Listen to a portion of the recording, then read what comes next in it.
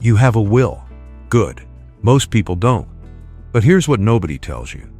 A will can be completely worthless, even after it's signed, even after you paid an attorney, even after your family knows it exists. There are 5 mistakes that turn a will into a piece of paper a court will ignore, and at least one of them is something most people with a will have already made. I'm going to walk you through all 5, what they are, what happens when you get them wrong, and exactly how to fix each one. Mistake number 1 is the most avoidable and one of the most common. It is signing the will incorrectly. In all 50 states, a will must be signed by the person making it, the testator, in the presence of at least 2 witnesses. Those witnesses must also sign the document. The witnesses must be adults. And critically, they cannot be people who stand to inherit anything from the will. That last part catches a lot of people. You finish your will, you ask your daughter and your son-in-law to sign as witnesses. Seems reasonable. In many states, that makes the gift to your daughter void. She witnessed the document she was supposed to benefit from. The will itself may survive, but her inheritance may not. The fix is simple. Use 2 witnesses who have nothing to gain from your estate. A neighbor, a co-worker, anyone who is not named in the document and is not related by marriage to someone who is. One more thing on execution. Some people sign the will, then set it aside to get it witnessed later. Later never comes, or they forget. A will that has never been properly witnessed is not a will. In most states, it is treated as if it never existed. Before we get to mistake number 2, a quick word on how to actually get this done. Everything in this series comes down to one thing: having the right documents executed correctly. Trust in Will is the platform I recommend for that. They let you create a legally valid, state-specific will online in about 20 minutes. No attorney appointment, no blank template guesswork. Plans start under $200, link is in the description. Now, back to the mistakes. Mistake number 2 is treating a will like a finished document. It is not. It is a living document that has to keep up with your life. Here is what the law does and does not do automatically when your circumstances change. Divorce. In most states, divorce automatically revokes any gifts in your will to your former spouse. So far, so good. But that automatic revocation does not extend to beneficiary designations on your retirement accounts or life insurance.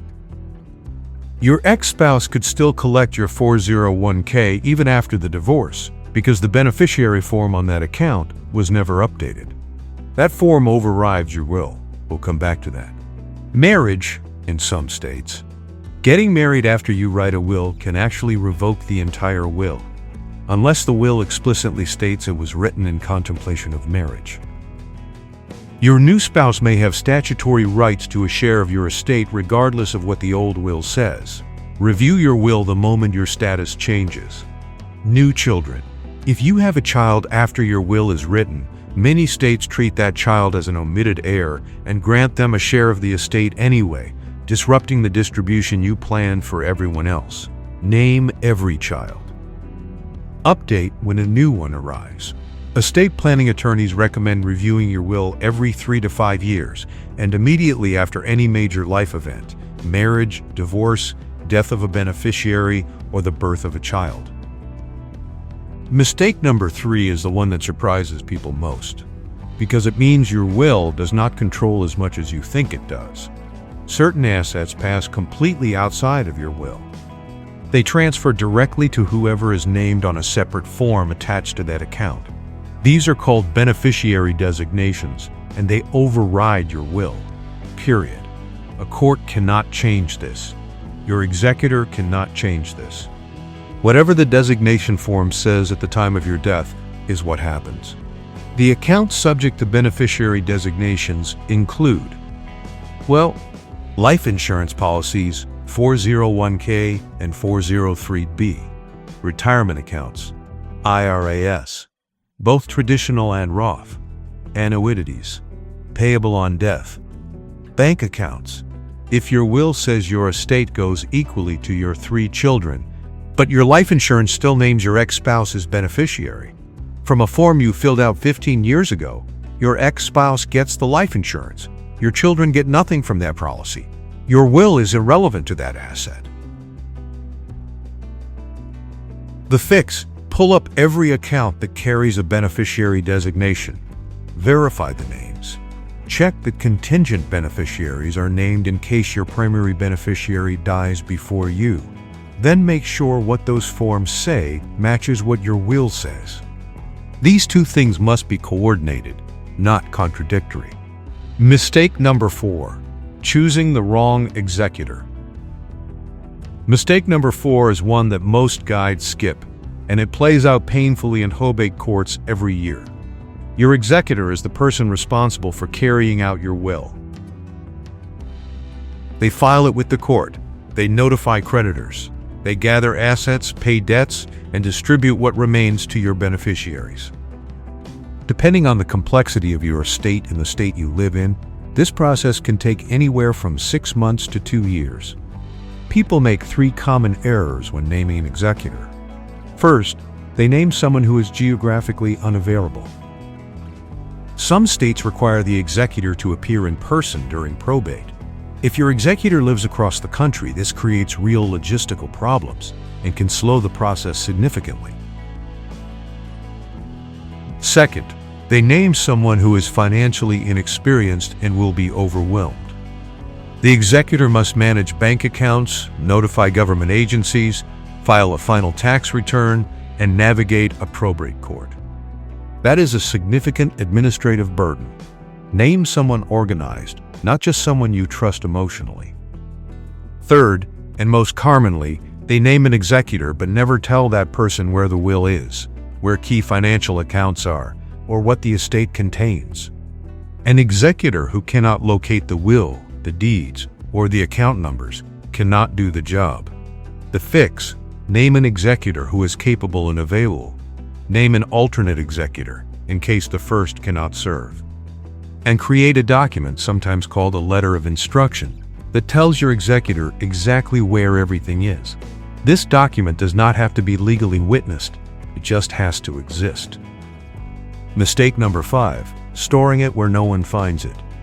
Mistake number 5 is not a legal mistake.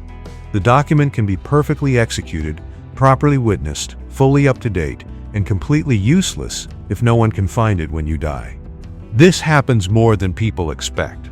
A will filed in a bank safe deposit box sounds secure, but when the account holder dies, many banks will not let family members access the box without a court order, which requires proving there is an estate to administer, which requires producing the will, which is in the box. It is a circular problem. Keeping the original will in a fireproof home safe is a better option, provided your executor knows the safe exists, knows where it is, and knows how to open it. Some attorneys hold original wills for clients. Many states allow you to file your will with the probate court for safekeeping during your lifetime. Both are viable options. Whatever you choose, tell your executor. Tell them in writing. Included in that letter of instruction mentioned a moment ago. A will your family cannot locate at the moment they need it is a will that does nothing. The checklist. Before I wrap up, here are the 5 mistakes one more time as a checklist. Signed by the wrong witnesses or never properly witnessed at all. Never updated after a marriage, divorce, or new child. Beneficiary designations on retirement accounts and life insurance that contradict the will. An executor who is unprepared, unavailable, or has no idea where anything is. A. Was stored somewhere. No one can access it when it matters. If you can check all 5 of those boxes, your will is doing its job. If any of them is unresolved, fix it now, not later. A will is only as strong as the details behind it. Getting it signed is the beginning, not the end. In the next video, I'm going to cover what is a beneficiary and why getting it wrong is devastating. If this video was useful, hit the like button and subscribe so you don't miss it.